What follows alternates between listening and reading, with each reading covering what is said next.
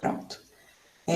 Hoje eu queria começar dando uma recapitulada, nos resituando na rota, né, do nosso caminho da disciplina, para a gente ter uma visão de onde a gente está, tá certo? Veja, a missão da gente aqui na disciplina é conseguir ter uma visão, assim, um pouco, como é que eu posso dizer, mais ampla, não tão profunda, mas que dê para vocês terem uma visão geral do que é trabalhar com desenvolvimento Java para a web, né, na plataforma JE. A gente está tentando trazer algumas aplicações práticas também utilizando os frameworks bastante utilizados na indústria, porque caso vocês desejem seguir na carreira de vocês trabalhando, vocês já vão contar com uma boa iniciação em termos de ferramentas e frameworks, tá certo? Então, tá.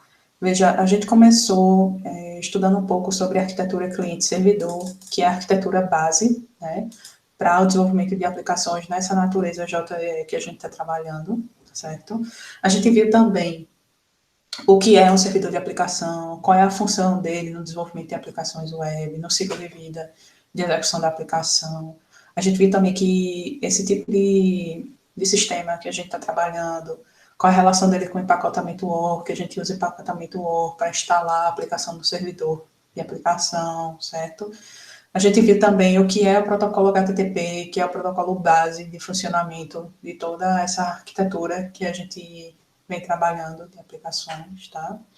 A gente estudou bastante sobre servlets, que é o elemento, é considerado o elemento, o componente-chave, né, porque ele é o ponto de entrada no fluxo de execução de aplicações dessa natureza, e é também quando a gente sabe o ciclo de vida do servlet, a gente sabe onde é que a gente faz as configurações e ajustes dele, que também permite que a gente faça configurações de determinados frameworks e aplicações que funcionam sobre o Java, certo? Então, a gente fez aulas práticas, a gente teve um projeto para construir um servlet relativamente tranquilo, que só implementava 2 verbos, certo?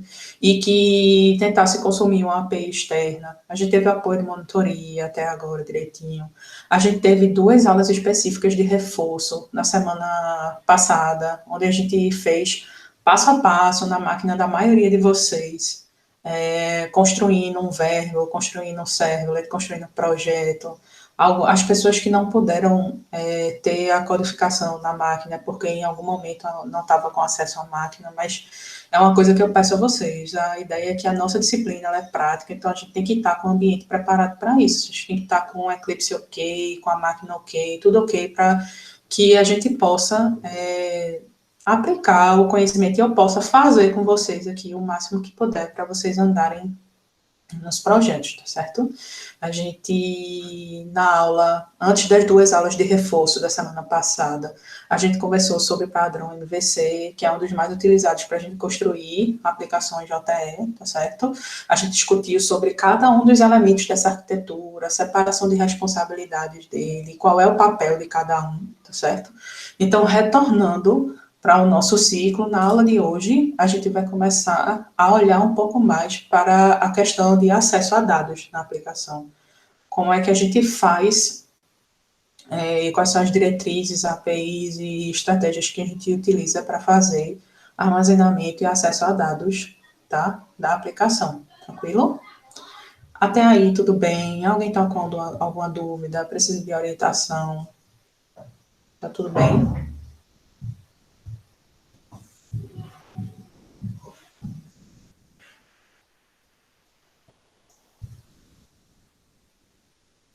Tá todo mundo confortável? Tá todo mundo conseguindo andar?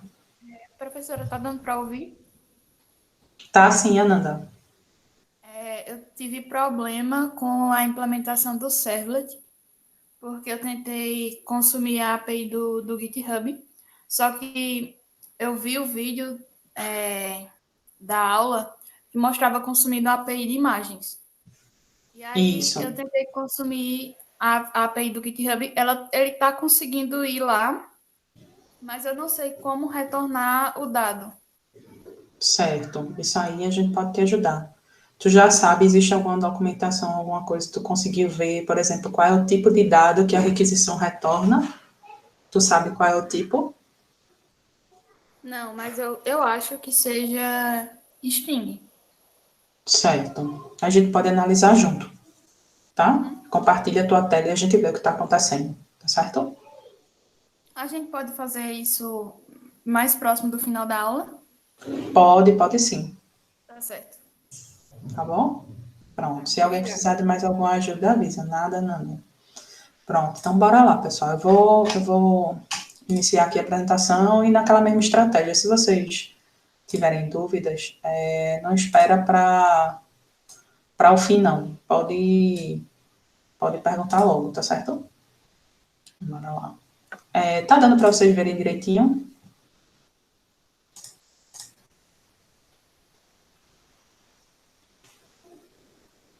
Imagino que sim, mas se não tiver, vocês me avisam, tá certo? Então, bora lá. É a tela da professora? A minha tela dá para ver aqui com o slide? Ah, não, tá aparecendo não. Tá aparecendo não? Peraí.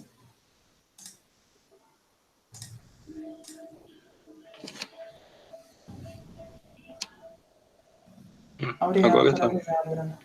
Pronto.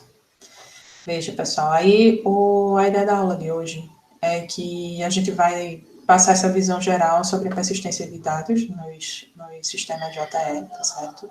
Vai conversar um pouco mais em específico sobre a camada de acesso a dados, os padrões de projetos que a gente utiliza, que o mais forte é o DAO, certo? Vai falar um pouquinho da estratégia do mapeamento objeto relacional, e, ao fim, a gente vai discutir qual é a relação desse monte de sopa de letrinhas, que é do JE com o JPA, o Hibernate e o Spring, certo? E aí, em sequência, a gente já começa a ir para a prática para aplicar o que a gente viu aqui, iniciando, a gente vai ter dois momentos. No primeiro momento, a gente vai fazer os ajustes do projeto, né? E a ideia é que agora cada um foque, né, no projeto do seu tema, tá? Então, quando a gente for fazer os exemplos aqui, vocês já comecem a utilizar as classes que vocês utilizariam, os objetos de domínio do projeto de vocês. Lembra que já foi feita a seleção do tema de cada uma das equipes, então, quando a gente estiver criando projeto, criando entidade, fazendo as coisas, vocês já ajustam para o projeto de vocês, tá certo? Então, a gente vai ter dois momentos. O primeiro momento, a gente vai fazer o mapeamento das entidades e a criação do projeto, ou o ajuste do projeto que já tem. E, no segundo momento, a gente vai implementar a camada de acesso a dados, tá certo? E a ideia é essa. Aqui, a gente vai fazer um exemplo. Eu estou sempre dando um exemplo, trazendo um exemplo prático, mas aí vocês já tem que começar a aplicar no contexto do projeto de vocês, tá certo? Então, bora lá. Quando, de um modo geral, né, todo um sistema ele deve ser capaz de, em algum momento, né, persistir as informações as quais ele processa, certo? E existem diversas formas de se armazenar informações. Pode ser através do sistema de arquivos, um banco de dados no SQL, mas normalmente nos sistemas corporativos, que é o nosso objeto de estudo nessa disciplina, os dados são armazenados em bancos de dados relacionais. Acredito que em algum momento da jornada de vocês no curso, vocês já devam ter tido contato, né, com o banco de dados, tá? Então, aqui, a gente vai utilizar o banco PostgreSQL, que é o que a gente já passou pela etapa de configuração do ambiente, e acredito que o de todo mundo esteja ok, tá certo? E ele é um banco de dados relacional, mas a gente também tem outras opções de trabalhar com bancos de dados orientados a objetos, mas não vai ser o nosso escopo aqui no momento, mas tudo que a gente aprender aqui é base para fazer os ajustes por pequenas coisas e adaptar a aplicação para trabalhar com banco de dados orientado a objetos. E até uma sugestão que eu deixo para vocês aqui, não se limitem ao que eu estou trazendo para vocês, certo? Faz parte do exercício também expandir um pouquinho a respeito disso, tá? Vocês vão ver que não é difícil não, tá? Então, nosso foco aqui na camada de acesso a dados é a camada que a gente vai trabalhar mais especificamente com o armazenamento de dados, com consultas ao banco de dados. A gente vai lidar mais com questões de estruturas, né, tabelas, relacionamento entre as tabelas e tal. Então, esse vai ser o nosso foco a partir do momento, certo? E tenta visualizar que a gente viu o padrão MVC, né? Aí a gente vai dar uma navegada entre os papéis daquela camada MVC, né? A gente já viu o primeiro papel, que é o controle, que a gente já viu com o servlet que tem mais o papel de controle. Agora a gente vai ver mais a camada do model, tá? E aí depois a gente vai trabalhar com a camada de visualização, tá certo? Então, lembra quando a gente falou do desenvolvimento corporativo baseado no JE, que a gente divide a separação de responsabilidades e tal? Então, é aqui mais um momento em que a gente está trabalhando de maneira especializada, né, nos papéis de cada uma das camadas, agora com foco mais específico na camada de acesso a dados. E como, né, as demais camadas da aplicação, as demais responsabilidades vão fazer acesso aos elementos dessa camada, tá certo? Então, bora lá. A manipulação dos dados persistentes na aplicação, como eu falei, a gente trabalha mais especificamente no banco de dados relacionais. A gente utiliza a API do JDBC, tá certo? Ela é lembra que nas primeiras aulas a gente mostrou a variedade de APIs que existem no JE? O JDBC é uma delas, tá certo? A gente pode trabalhar diretamente com o JDBC, que é como posso dizer assim, um espelho, uma abstração do que é trabalhar com dados SQL dentro da aplicação, e a gente também pode trabalhar com mais uma camada de abstração, que é o que a gente vai conversar um pouquinho mais lá na frente, que é trabalhar com mapeamento objeto relacional. É a forma da gente poder trabalhar o acesso a dados num contexto mais orientado a objetos, que tem mais significância semântica do que trabalhar com puramente dados JDBC, mas que também tem as suas implicações em relação à performance e outras coisas. Não quer dizer que ele sempre vai ser a melhor opção, certo? Quando você for precisar escolher, em algum momento que for necessário precisar escolher, tem que levar vários aspectos em consideração, performance, a modelagem dos dados, e a gente vai ver um pouquinho mais lá para frente, tá? Mas para trabalhar com mapeamento objeto relacional em Java, a gente tem uma API chamada Java Persistent API, tá? Que é uma API do JE que ela especifica e dita a regra de como o mapeamento objeto relacional é trabalhado dentro do contexto corporativo Java. JDBC é a mesma coisa, é um conjunto de regras, convenções, interfaces, métodos e regras que existem para a gente poder trabalhar com acesso a dados SQL, tá? Aqui é mais puramente SQL. Aqui no JPA, né? Como eu falei, é uma camada de abstração a mais e o framework mais conhecido, né, que implementa isso há muito tempo, quem trouxe essa ideia para dentro do mundo corporativo Java é o Hibernate, tá? Então, é como se a gente enxergasse assim, a gente tem o acesso a dados, aí a primeira camada que vem é JDBC, com acesso via driver para o banco de dados, tá? Que vai estar instalado na máquina. Aí, uma outra camada de abstração que a gente pode colocar é o JPA, tá? Onde a gente já se distancia um pouquinho do que é SQL puro, aí vai trabalhar numa abstração como se a gente trabalhasse com um banco de dados dentro da aplicação através de objetos, tá certo? Existe também uma linguagem intermediária, né? Chamada, depende do framework, mas tem JPQL, tem outras linguagens, certo? E aí depois, no mesmo nível que a gente tem aqui, paralelo, né, ao JDBC e ao Hibernate, a gente tem o Spring Data, né, que também facilita, traz um monte de implementações padrões para a gente trabalhar com essa manipulação de dados mais específica para banco de dados na aplicação, tá? A outra estratégia também tem de trabalhar com bancos no SQL, onde o mais famoso é o MongoDB, tem outros também, mas é uma referência importante, e que existe também um projeto da Spring, que é o Spring Data Mongo, para trabalhar com MongoDB usando aplicações Java, tá? Então, vocês vão ver que o nosso foco maior, inicialmente, vai ser aqui, aqui, aqui e aqui, tá certo? Vamos lá. Lembra que a gente estudou servlets, a gente viu que o servlet é o ponto de entrada das requisições nesse tipo de aplicação, certo? E que agora a gente tem a possibilidade, né, a gente está incluindo no nosso domínio a forma de trabalhar com dados, certo? e que a gente, aqui no nosso exemplo, a gente vai trabalhar nos nossos projetos com uma única fonte de dados, inicialmente, para diminuir a complexidade de entendimento, mas é importante vocês saberem que uma aplicação, ela pode ter diversas fontes de dados, tá?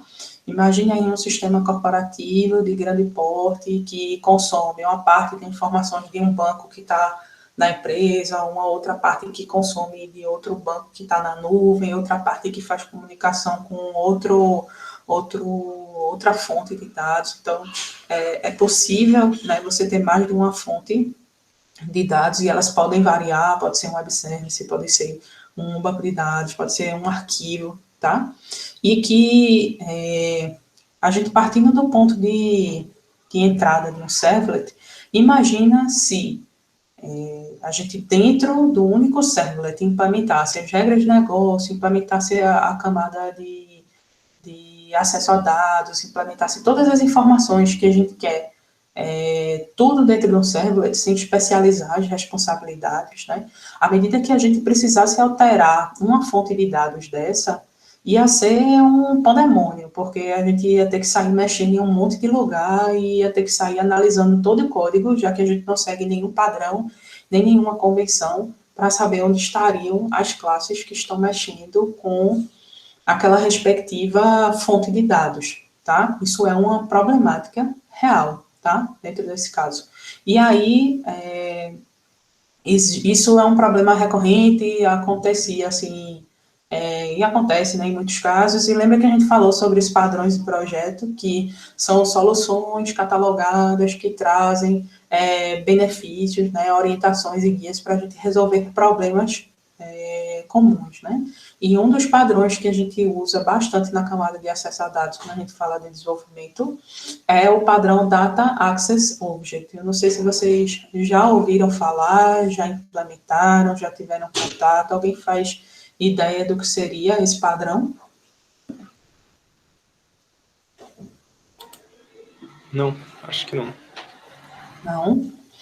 Veja, o padrão DAO, ele traz uma solução, né, para que ao invés de a gente tratar, por exemplo, de todo o código de acesso a dados de maneira espalhada dentro do sistema, a gente vai trabalhar com o objetivo de centralizar esse acesso. Então, veja, aqui, visualmente, a solução já traz para a gente um direcionamento que permite a gente entender o padrão, que é, a gente tem um ponto único de acesso às camadas, às diversas camadas de acesso a dado que a aplicação possa estar. Então, ao invés do servlet, como no exemplo anterior, está chamando diretamente o banco de dados relacional, diretamente a implementação que cuida dos dados do banco orientado a objeto, e chamando diretamente a classe que faz acesso ao banco de dados XML, perceba agora que ele tem um ponto único de acesso, né, que fornece para toda a aplicação o acesso aos dados, entende? Então, se eu precisar fazer uma alteração na classe que acessa ao banco de dados relacional, ou substituir ele por um outro banco de dados relacional, ou agora um banco de dados orientado a objeto, isso fica transparente para o servlet. O servlet só quer saber que ele vai chamar o método DAO lá e incluir. Se aquele incluir vai mandar para um banco de dados orientado a objeto, XML, um sistema de arquivo, um banco de dados relacional XYZ, isso fica transparente para ele, entende? E a gente sabe que toda vez, por exemplo, nesse contexto aqui, eu precisar alterar o acesso para o banco de dados relacional, eu sei que eu vou mexer somente aqui, nessa classe SGBD DAO, entende? Deu para ter uma noção mais ou menos de qual é a ideia do padrão? É realmente especializar e controlar, entende? Esse acesso ao código, tá? Encapsular e organizar, tá? Vamos lá. Então, ainda falando do padrão DAO, qual é o princípio dele, né? Aqui a camada de acesso a dados, ela fornece os serviços para que os dados possam ser armazenados e recuperados somente por um meio específico, tá? Então, esse padrão, ele preza que toda a implementação, ou seja, que todas as classes, que todos os métodos que realizem o acesso a dados estejam organizados em uma camada específica do sistema. Seja um pacote, seja por um padrão de nome que a gente vai colocar nas classes, tá? Mas a gente já sabe que toda vez que a gente utiliza esse padrão, né, as regras de acesso a dados vão estar somente ali, não vão estar espalhadas por todas as classes do sistema, entende? Então, a gente vai utilizar todas aquelas classes que estão organizadas ali só para armazenar e recuperar informações de dados, tá? Normalmente é na camada de acesso a dados, no padrão DAO, onde a gente faz todas as operações que a gente conhece como CRUD. Não sei se vocês já ouviram falar nesse termo, né? Que é um termo em inglês para as 4 operações básicas que a gente faz normalmente em entidades de sistema, né? Create, retrieve, update, delete. Criar, recuperar, atualizar e buscar, tá? Aí esse termo, vocês vão se deparar bastante com ele. Não sei se vocês já ouviram falar ou não, que ele é formado pela sigla, pela letra inicial de cada uma das operações, tá?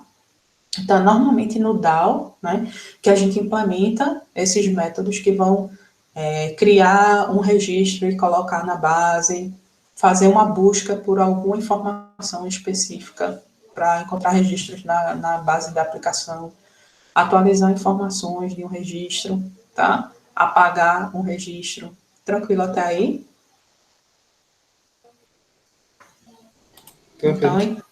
Então, em termos práticos, significa que todo o código, né, que vai fazer manipulação vai estar todo organizadozinho só no que a gente conhece como essa camada, tá? E trazendo um exemplo mais prático do que seria isso. É como se a gente tivesse aqui uma implementação de uma camada de negócios, tá? E aqui a camada de negócios tem, isso aqui pode ser um método controle ou num próprio service da vida, tá? Que é referência a outros padrões que a gente vai ver mais lá à frente também, mas enxerga isso aqui como a classe que está respondendo para o servlet, tá? O que foi solicitado de operação pelo usuário, tá? Então, aqui a gente tem um exemplo de um método que busca por alguma informação específica, chama findBy. E aí, essa camada vai fazer a chamada para a camada do DAO, tá? Então, vamos dizer aqui no exemplo mais prático, eu tenho a famosa classe de usuário, e eu preciso buscar um usuário pelo nome, por exemplo. Então, eu vou ter aqui, na minha camada responsável pelas regras de negócio, eu vou ter uma instância, uma referência para a classe, né, que implementa o DAO, e aqui na camada de controle, eu vou receber os parâmetros, e na camada de negócio é que a gente se preocupa se aquele parâmetro foi passado, como deveria ter sido passado, enfim, essas coisas de regra de negócio são feitas aqui. E a parte que faz a chamada à consulta, é já feita aqui na classe do DAO, ela não vai estar preocupada aqui em saber se o parâmetro que foi passado está certo ou não. Ele assume que a responsabilidade dele é fazer a chamada ao banco e que você que tinha, a camada que tinha a responsabilidade de validar se aquele parâmetro veio ou não, é quem tem que fazer lá a validação. Aqui eu só faço busca, recebo o parâmetro e faço minha consulta no banco. Então, ele aqui que vai abrir, vai ver, ou chamar quem é o responsável por abrir a conexão com o banco de dados, ele vai saber que ele tem que acessar aquela base, ele vai saber que para fazer a consulta naquela tabela, qual é o nome da tabela, qual é o nome da coluna, que é responsável pelo parâmetro que eu estou passando, entende? Então, a responsabilidade dele aqui é só cara crachá, consulta com o banco, devolver resultado de consulta com o banco, tá? Se aquilo faz parte de alguma regra ou o que for, não é aqui que a gente trata, é na camada de negócios que a gente vai estudar mais um pouquinho lá na frente, tá certo? Então, aqui tem um exemplo de um DAO fornecendo a vários serviços, a um ou a vários, né? As operações básicas, vamos dizer assim, de acesso a dados, tá?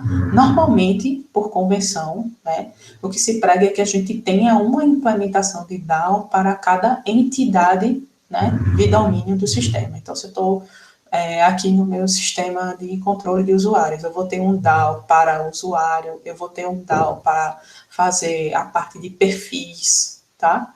E relacionamentos entre os usuários e perfis. Deu para entender direitinho até agora?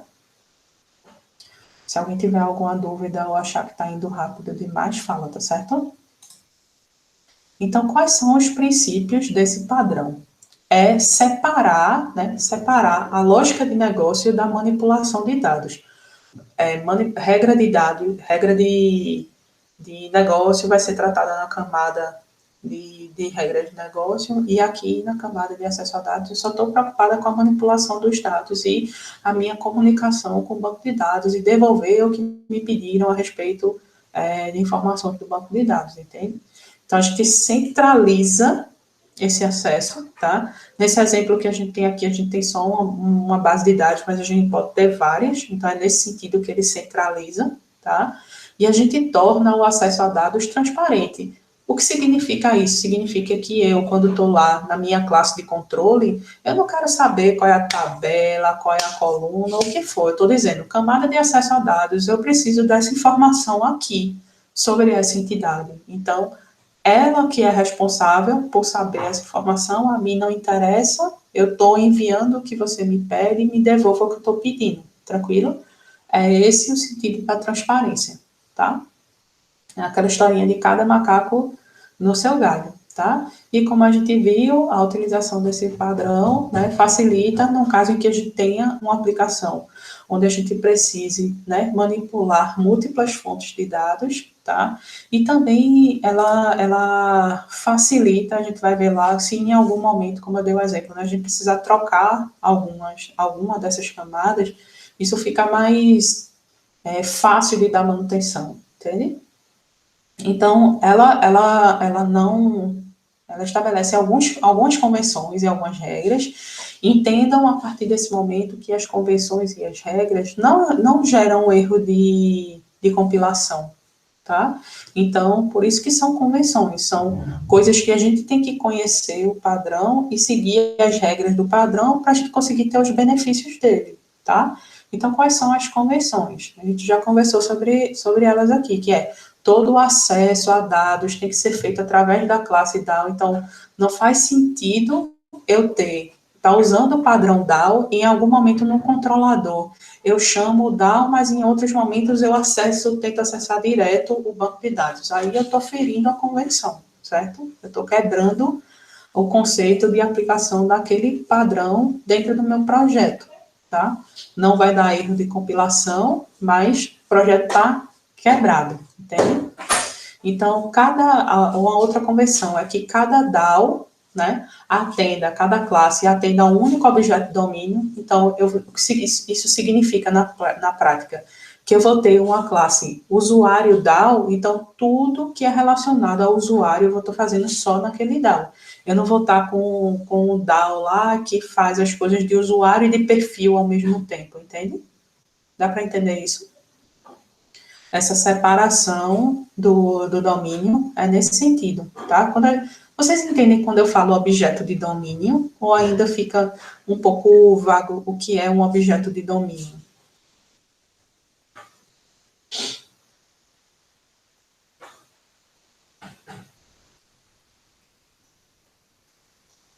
Fica um pouco vago. Objeto de domínio é aquele objeto que tem uma representatividade dentro do sistema. Um objeto de domínio no sistema de controle de usuários. Usuário, perfil. Um objeto de domínio no sistema de vendas. Cliente, venda, atendente, gerente. Deu para entender melhor o que é um objeto de domínio? É um objeto que representa uma entidade dentro do sistema. Algo, né, que tem um conceito lógico, né, e sobre o qual a gente opera, né, as funcionalidades do sistema. Deu para entender melhor o que é? Deu? Pronto. Então, apesar de o DAO fazer acesso, né, às informações das bases de dados, Não é no DAO que a gente trata do gerenciamento de transações. O que significa isso, professora? Significa o seguinte, lembra lá quando a gente viu o banco de dados que tem que seguir aquela regra lá, a CID, que é para garantir a consistência dos dados, quando eu vou fazer uma operação, se eu não fizer tudo, ou é tudo ou é nada, porque fica inconsistência. Vamos dizer que eu preciso fazer uma atualização na tabela 1, 2 ou 3 para aquele contexto de negócio fazer sentido, né? Quando uma dessas operações aí der errado, a gente tem que desfazer tudo que foi feito. Isso é feito pelo gerenciamento de transações. E esse gerenciamento de transações não é feito na camada DAO, tá certo? É feito na camada, porque isso tem um contexto de negócio. Normalmente ela é feita ou na camada de controle, tá certo? É normalmente onde ela é feita. Tranquilo até aí? E quais são os benefícios da gente usar esse padrão, tá? É a gente trazer uma maior abstração, encapsulamento, né? A gente sabe que, né, toda a regra e a lógica tá encaixada direitinho naquilo que ela tem que fazer e aonde tem que fazer, tá? A questão da separação de responsabilidades, a gente não vai ter, por exemplo, código de acesso a dados misturado com código de regras de negócio, tá? É um padrão amplamente utilizado na indústria. Então, se em algum momento você chegar numa empresa e a pessoa dizer, tu precisa implementar um DAO de tal coisa, tu já vai saber o que é, porque esse padrão existe, tu já lembrou que viu, né, qual é a missão dele, tu já sabe mais ou menos como é que tu vai ter que fazer. Se você tiver que dar manutenção no sistema e pedirem para você fazer um ajuste numa coluna do banco que não está sendo persistida corretamente, aí tu já vai saber, se tu bater o olho lá, já vê as classes com uma terminação DAO ou com um pacote com o nome DAO, tu já vai lembrar do projeto, já sabe mais ou menos o norte de por onde ir, principalmente se não tiver documentação ou informação no projeto, tá certo? E com isso, com o padrão também a gente consegue trazer mais flexibilidade e qualidade de código, tá certo? Tranquilo até aí? E aí, na prática, o que é que a gente faz numa classe DAO, né? É onde a gente manipula e faz, né, a conexão com o banco de dados, onde a gente utiliza essas classes da API Java para lidar com o acesso ao banco de dados, o Prepared Statement, que é onde a gente faz o acesso às tabelas propriamente ditas do sistema. Isso aqui eu estou falando considerando o JDBC, certo? O result set, que é a classe, a interface que traz todos os métodos para a gente manipular os resultados das consultas que a gente faz com o banco de dados, tá? A classe callable statement é a classe que a gente utiliza, tem todos os métodos e tudo para a gente fazer chamada procedimentos e funções, tá certo? Só para trazer para vocês aqui qual é a responsabilidade, né? E as possíveis coisas que a gente pode fazer. Tranquilo até aí? E aí, a gente precisa conhecer um conceito que é importante, que a gente vai trabalhar com a questão do mapeamento objeto relacional, que são o conceito de objetos persistentes e objetos transientes. Vocês fazem ideia do que seria isso? O que seria um objeto, uma classe transiente?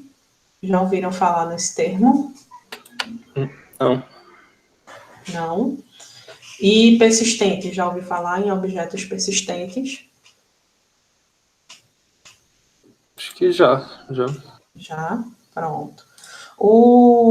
Quando a gente fala na camada de acesso a dados e a gente fala de objetos persistentes, normalmente eles são os objetos e que vão perdurar por várias execuções do sistema. O que significa isso? Que eles vão ser, em algum momento, armazenados e recuperados de uma fonte de dados. No caso que a gente vem falando mais aqui no banco de dados, tá certo?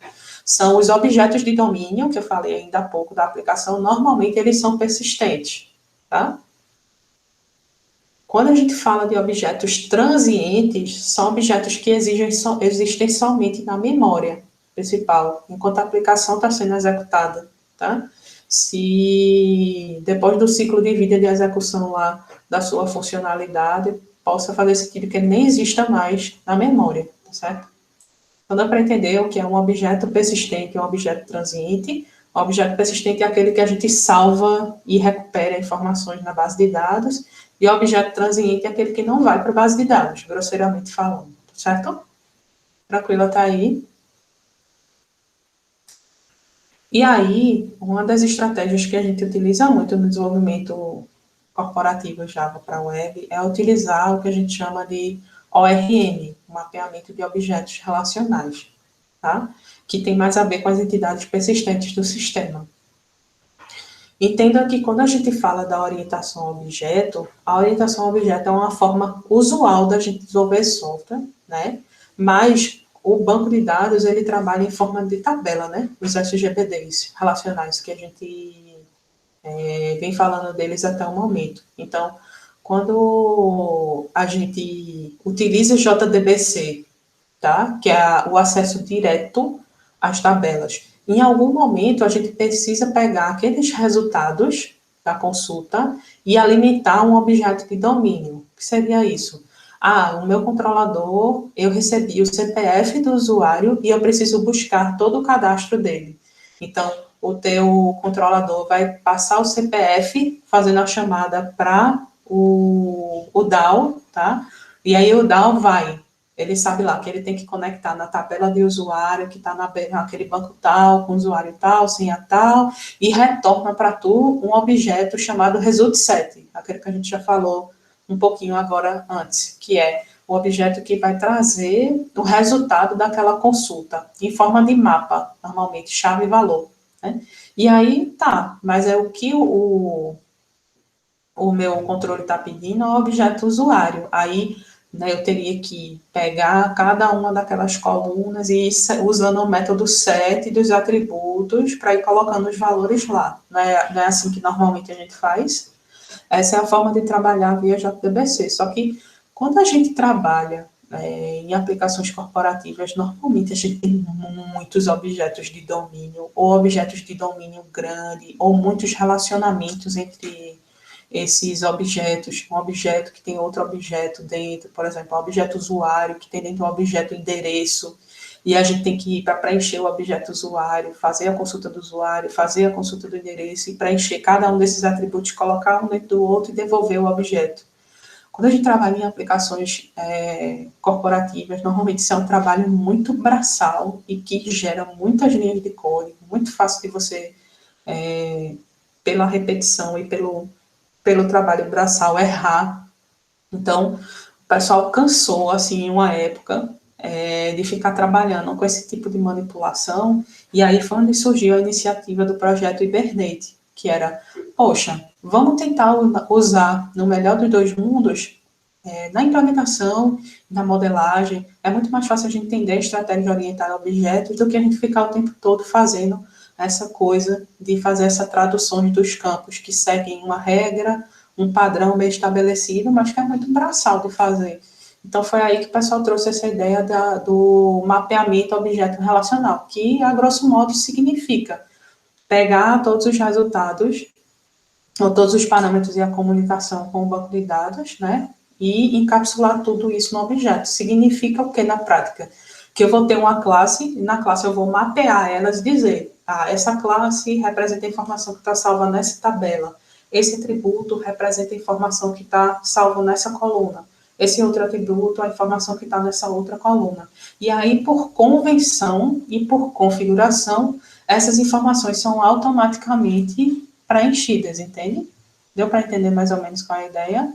Então, ao invés de eu ficar pegando cada um dos resultados da consulta, por exemplo, e colocando no objeto, na forma como eu configuro o objeto, ele já faz isso automaticamente para mim, seguindo um conjunto de regras e convenções, certo? É nisso que consiste a estratégia de mapeamento objeto relacional, tá bom? Então, é basicamente onde eu vou transformar as informações relacionais em formato de tabela e conseguir alimentar as informações no formato de objetos. Tranquilo? Ficou confuso? Meio difícil de imaginar no começo,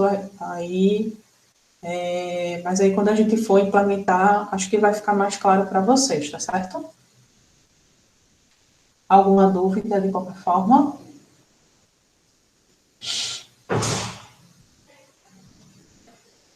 Então, vamos lá. Vou trazer aqui um exemplo disso que eu vim falando com vocês aqui, que tem um termo de chamar, o termo que é utilizado nessa questão é chamado de impedance mismatch, né? Que é as informações que a gente precisa ficar manipulando tem essas dificuldades de conversões entre elas, tá? Então, é como se a gente estivesse aqui olhando para o banco de dados, vocês conseguem ver o cursor do meu mouse direitinho aqui, onde a gente tivesse tabelas com as informações persistentes do sistema, e aqui a gente tem os objetos, né, que são os elementos que encapsulam os dados que a gente manipula dentro da aplicação, tá? Aqui no meu exemplo eu tenho um cliente, uma pessoa, que tem pedidos, e dentro desses pedidos tem itens. Para cada um deles, tem uma tabela correspondente com o mesmo relacionamento, tá? Pessoa, pedido, itens do pedido. E o objeto relacional significa a técnica de utilizar o mapeamento objeto relacional, que a gente vai fazer essa ligação aqui por convenção e configuração, tá certo? Então, quais são os benefícios e o que se faz com a estratégia de objeto relacional quando a gente trabalha na implementação Java EE? Então, a gente automatiza, como eu falei, essa relação, né, na modelagem de objetos com a modelagem relacional, tá? Existe uma abstração em relação à forma de se fazer consultas ao banco de dados, tá? No caso aqui, a API que dá esse suporte para a gente no JE é o JPA, certo? E aí ela tem uma linguagem específica para fazer consultas ao banco de dados da forma orientada a objetos também, que abstrai um pouco a questão da implementação direto via SQL, tá? Só que aí a gente tem que atentar, tá? Que apesar dos benefícios, tá? Isso tira um pouco de performance da aplicação, entende? Visto que a gente tem mais uma camada de abstração. Cada vez que a gente tem uma camada de abstração, isso tem um custo, né, em termos de processamento. Então, tem que ser feito com avaliação com cuidado se é a melhor estratégia usar ou não, a forma de você mapear o relacionamento entre esses objetos, se não for bem feita, pode trazer problemas de performance na aplicação, tá certo? Então, todo bônus tem seu ônus também, tá? E aí, o que dá suporte à estratégia ORM no JE, como eu falei, é a API do JPA, que é como é que a gente vai usar ela e como é que a gente vê a presença dela, né? Através das anotações, tá? Então, quando a gente pegar uma classe dentro do sistema e ver lá um @entity, por exemplo, a gente já sabe que aquilo ali é uma entidade persistente no sistema, já sabe que vai estar sendo usada a API do JPA, tá certo? Aí, entre elas, existem outras anotações que a gente vai ver quando estiver fazendo o projeto na prática, mas essa anotação aqui, @entity, eu estou dizendo para a aplicação e para o framework, objeto relacional, que aquela classe que está anotada com @entity é uma tabela no sistema, tá? Uma entidade persistente no sistema. Essa anotação @table a gente usa para customizar, diferente da conversão, o nome da tabela, por exemplo, um esquema ao qual aquela tabela esteja armazenada, que não seja o esquema default, o esquema padrão, tá? @column eu utilizo para configurar as colunas, né? Normalmente elas vão estar anotadas em cima dos atributos da classe, onde eu vou colocar lá que, por exemplo, o nome daquela coluna no banco é ABC, certo? Aí eu consigo também dizer se um atributo ou a coluna tem preenchimento obrigatório ou não, porque o fato da gente utilizar o mapeamento objeto relacional, existe uma API que já em cima dessas convenções ajudam a validar automaticamente uma entidade, né? Então, quando eu utilizo a API de validação, que o próprio Kubernetes tem também, a gente já consegue padronizar o tratamento de erros dentro do sistema, tá? Mas isso é uma coisa que a gente vai ver mais lá para frente, caso seja necessário, tá? @id para a gente mapear o campo, que é o ID, o atributo que é o ID da tabela.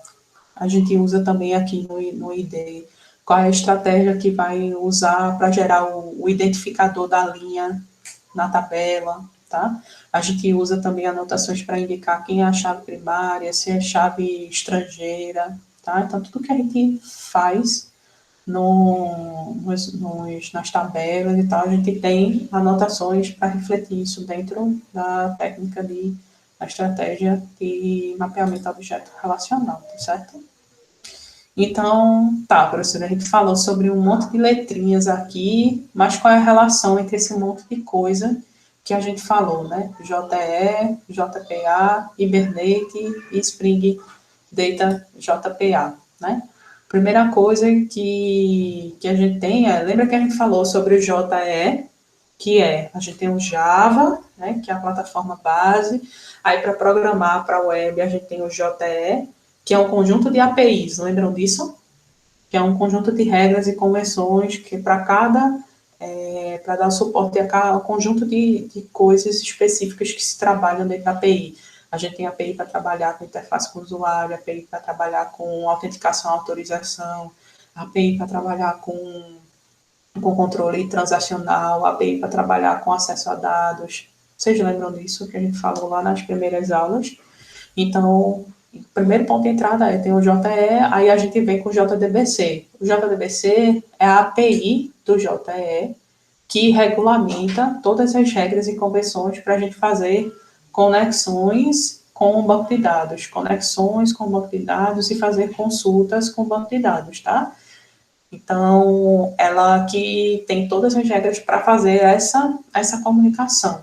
Quando se faz essa comunicação, né, é através de instruções SQL, tá certo?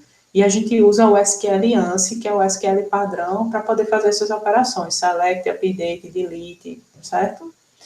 E trabalhar com JDBC diretamente é um pouco verboso e pouco produtivo, justamente por a gente ter que ficar fazendo essas manipulações e essas conversões na mão ou na patinha, como diz a história, dos objetos tabulares para os objetos de domínio da aplicação, tá? Aí, no segundo momento, né, a gente veio Java, JE, JDBC. Aí agora a gente falou de JPA, que é quando a gente coloca essa camada de abstração acima do JDBC para trabalhar com mapeamento objeto relacional em cima do Java. Então, o JPA, né, é o conjunto dessas especificações que permitem a gente trabalhar com banco de dados como se estivesse trabalhando com objetos dentro da aplicação, tá? E como uma API, ela é um conjunto de regras e convenções, ela é o conjunto das regras, ela não é a implementação, entende? Vocês entendem isso? Que a API ela tem só as regras e as convenções. É quando o pessoal do consórcio do Java chega lá e diz: a gente tem que tratar dessa forma, tem que ter um método para fazer isso, um método para fazer aquilo, e aqui tem que conectar nessa seguinte estratégia. Eles não oferecem a implementação. Aí o pessoal que quer fornecer implementação pega aquele conjunto de regras e implementa. Aí isso que o Hibernate é. O Hibernate é a implementação do JPA. O JPA disse como tem que ser um monte de coisa, né? Aí o Hibernate foi lá e implementou aquele conjunto de regras, tá? Então, o Hibernate, ele é a implementação mais utilizada dentro do JPA. Existem outras implementações do JPA, existe o Eclipse Link, existe o Pérola, existem outras implementações de ORM, mas aqui a gente mais escuta falar, até pelo fato de ter sido a criadora da ideia, né, do mapeamento objeto relacional, Hibernate, porque, na verdade, não existia essa API do JPA.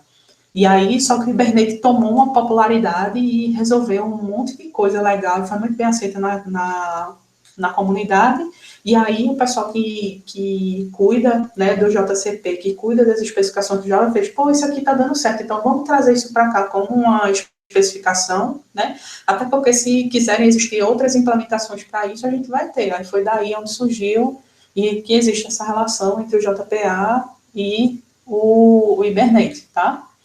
Então, ele tem uma linguagem própria, como eu falei, né, para fazer as consultas, mas também permite que a gente execute queries nativas via SQL também, tá? Ele é menos verboso e mais produtivo nesse sentido de fazer esse mapeamento de maneira automática, fazer algumas buscas orientadas a objetos, mas a gente também tem que atentar à questão da performance, dependendo do requisito funcional que o sistema tenha que atender, tá certo?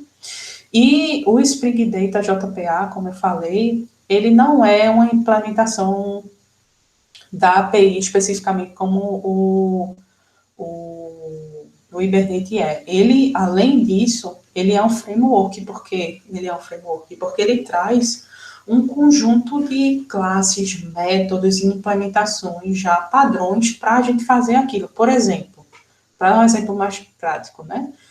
Lá no JPA, a gente tem um mapeamento do objeto para fazer insert, update, delete, né? Dizendo as regras e os métodos que tem que fazer, mas ele não traz para a gente a implementação pronta. O Spring JPA, ele traz um monte de implementação, ele já traz DAO, que faz insert, update, delete, usando generics e todas as convenções, e já vocês vão ver que é bem fácil a gente criar um CRUD usando JPA, porque ele já traz toda a implementação pronta, né? O que a gente tem que fazer é só especializar e fazer algum ajuste, caso tenha necessidade. Então, essa é a relação do Spring Data JPA. Ele é um subprojeto do Spring, tá? Que ajuda a gente a lidar com a camada de dados. Aí o Spring Data JPA é para trabalhar com JPA. Existe o Spring Data JDBC, existe o Spring para trabalhar com banco de dados orientado a objetos, essa é a mesma ideia. É um framework, um conjunto de classes utilitárias e seguindo um conjunto de regras e convenções que já traz um monte de coisa pronta, testada, amadurecida pela comunidade para a gente, tá certo? Tranquilo até aí? Então, a gente consegue entender que é essa relação, né? Do J2EE para o JPA, para o Hibernate com o Spring Data JPA, tá certo? Eu não sei vocês, mas para mim, quando eu estava começando a aprender, ficava uma loucura dessa sopa de letrinhas na minha cabeça e eu não conseguia entender facilmente a relação entre elas. Tá? Eu espero que, pela ideia aqui, dê para vocês entenderem ou se situarem um pouquinho melhor, até para quando forem fazer as pesquisas de vocês, para expandir o conhecimento, saber mais ou menos onde é que você, o que é que você precisa na selva de letrinhas, tá?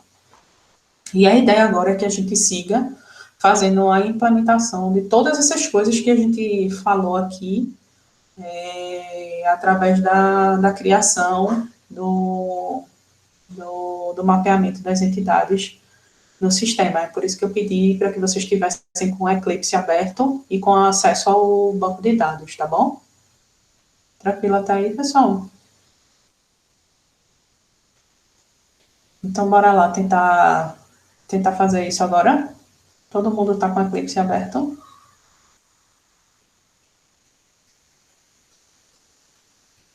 Estou abrindo aí. Certo, eu vou dar uma parada aqui na gravação para depois a gente seguir, tá certo? Até porque vocês ajustam as máquinas de vocês.